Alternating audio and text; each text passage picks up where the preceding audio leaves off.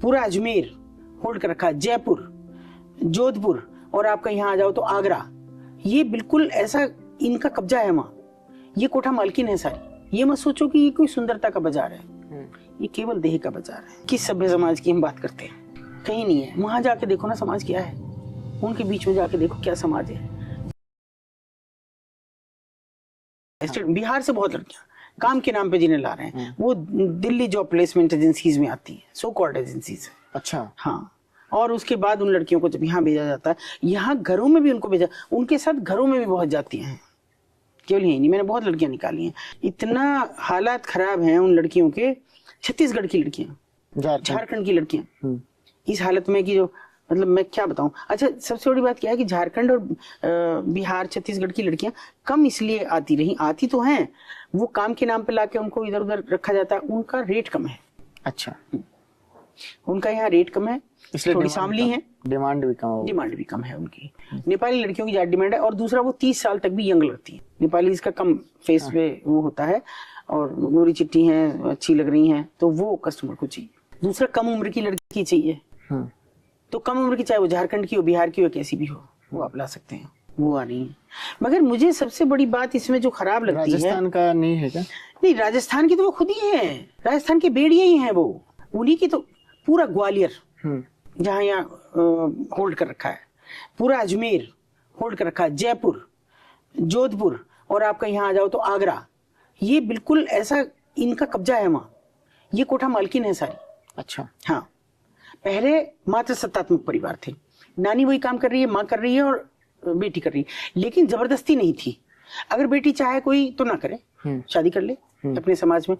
और बहुएं नहीं आती थी बिल्कुल भी, बहुएं आएंगी भी, यहाँ पर्दा रहेगा उनका इतना, वो किसी कस्टमर को एंटरटेन नहीं करेंगे, उनका कोई मतलब नहीं। लेकिन हमारे जैसे नरपशु तो हैं कि जो अपनी बेटियां लाके बेच रहे हैं वहाँ, वो तो कोठा मालकिन है उनका। वो तो कहती है कि तुमने हमें बदल दिया 30 साल में। हमारे बच्चे, उनके तो एमसीए एमबीए करके बच्चे हैं, बीटेक करके बच्चे हैं उनके। हाँ बिल्कुल, 30 साल में मैं केवल यही कहती हूँ कि यही मेरी एक प्राप्ति है कि मैं उनके बच्चों को पढ़ा सकी। और मैं कौन, उनमें पढ़ने का जज्बा पैदा कर सकी। पढ़े वो बच्चे, काबिल हुए। मगर अब दूसरे जो बच्चे आ रहे हैं, उनकी कोई क्यों परवाह करेगा? जो लड़की लाएगी उनकी परवाह कौन करेगा? कोई नहीं करेगा, क्योंकि उनको पैसा देकर लाया गया है, तो पैसा लेंगी वो। मैं कह रही हूँ कि मैंने अपने पास की 3 लड़कियां निकाली शहर की इर्द गिर्द की। अच्छा, बिल्कुल लगी हुई सीमाओं की। मतलब वो वहीं आसपास के रेड लाइट एरिया में थे? दूसरे शहर की, दूसरे शहर, मुरादनगर की लड़की निकाली, इधर की तरह गढ़ की लड़की निकाली। मतलब जब यहाँ इतने नजदीक तक अगर ये फैलाव हो जाए तो ये खतरा होता है।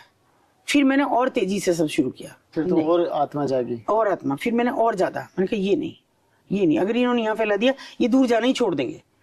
एक लड़का लड़की को भगा के लाएगा और यहाँ भेज देगा। इस शहर की भी निकाली मैंने, पास के पास ही एक मोहल्ला है। मतलब माँ बाप नहीं थे, भाई ने कह दी कहीं जा भाई, मेरे बस की तेरा खर्चा उठाना नहीं है। 14-15 साल की लड़की, उसके कपड़े भरे और दे दिया।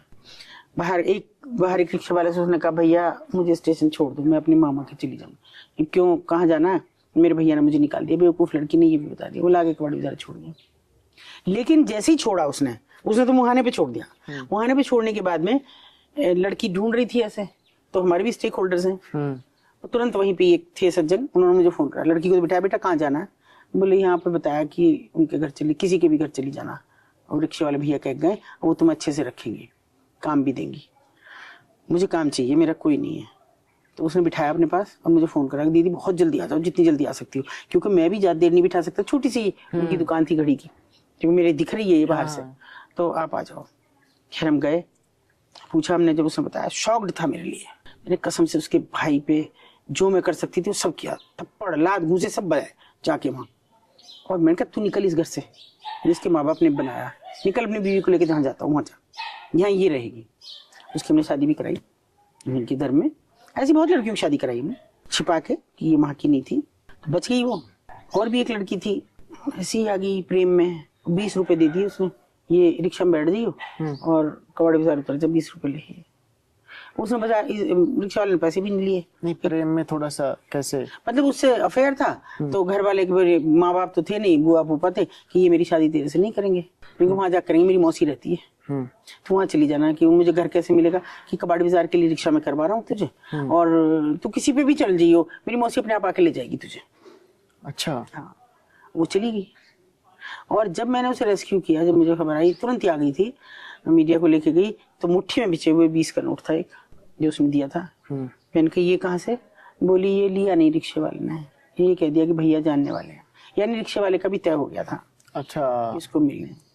रंग रूप अच्छा नहीं था लड़की का, सांवली सी थी, कमजोर सी थी, जैसे कुपोषण का शिकार बच्चा हो।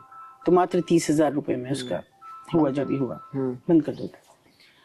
तो लेकिन बच गई। फिर हमने नारी निकेतन भेजा उसको, हमको लगा कि इसके घर भेजना तो उचित है ही नहीं, तो प्रशासन की मदद से उसको नारी निकेतन भेजा, सीधे भेज।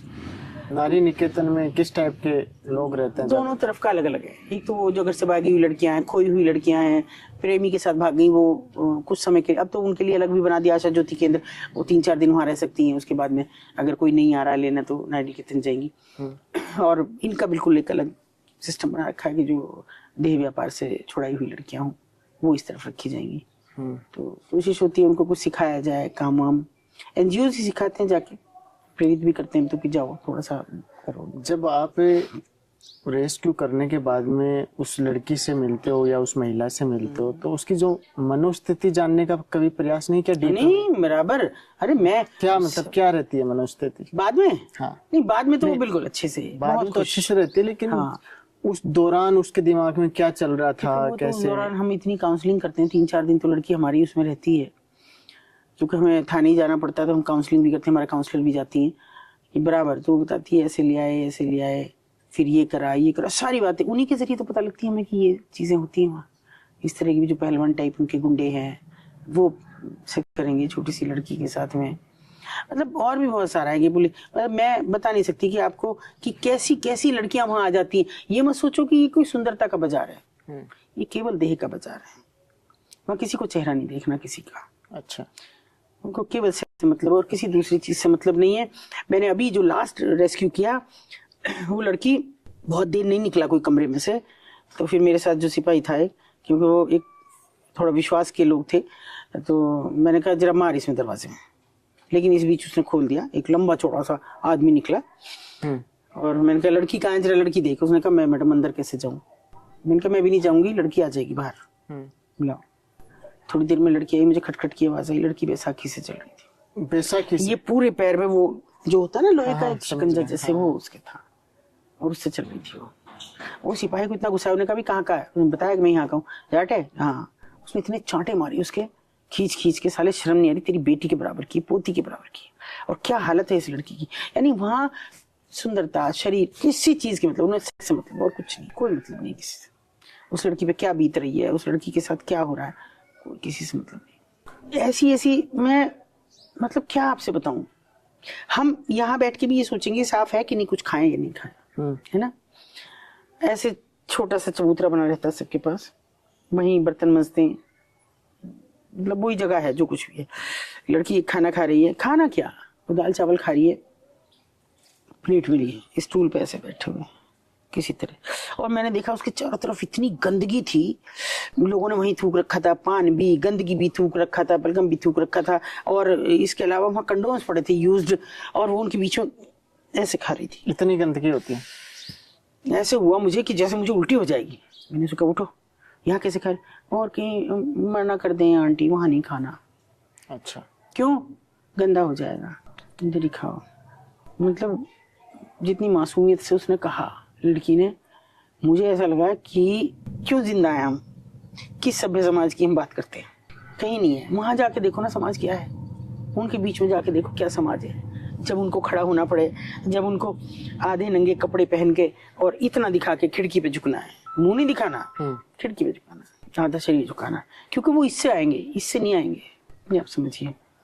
अच्छा, इसीलिए हाँ, जैसे हम हाँ जीबी रोड में दिल्ली में जो मार्केट है, हार्डवेयर का मार्केट है, हाँ, उधर उसके ऊपर जो भी मकान बने हुए हैं वहाँ ऐसे ही हाँ, वहाँ तो मतलब ऐसा है कि दिन के अंदर भी हाँ मतलब झांकते रहते हैं। यहाँ भी, हाँ, यहाँ ऐसे नहीं, यहाँ भी है वही हालत। तो मतलब आप कैसे मैं बताऊं कि भी कौन सी चीज, किस अच्छी चीज को बताऊं। कुछ भी तो अच्छा नहीं है, खाना नहीं, कपड़ा नहीं, इतना सदनंगे। ये लड़की बैठी और ऐसे कर रही है, मैंने ठीक से बैठो ना, नॉर्मल होके बैठ जाओ, फिर भी ऐसे बैठ रही है। क्या बताऊं आपको मैं, आप बच्चे की तरह से हो। हमारे नीचे तो कोई कपड़ा ही नहीं था और इतना सा पहना रखा था उसको। फिर बताइए आप, ये पूरी ट्रेनिंग दी जाती ये है। ट्रेनिंग पूरी, तो कैसे आप इमेजिन कर पाएंगे उस जगह की? आप कर ही नहीं सकते।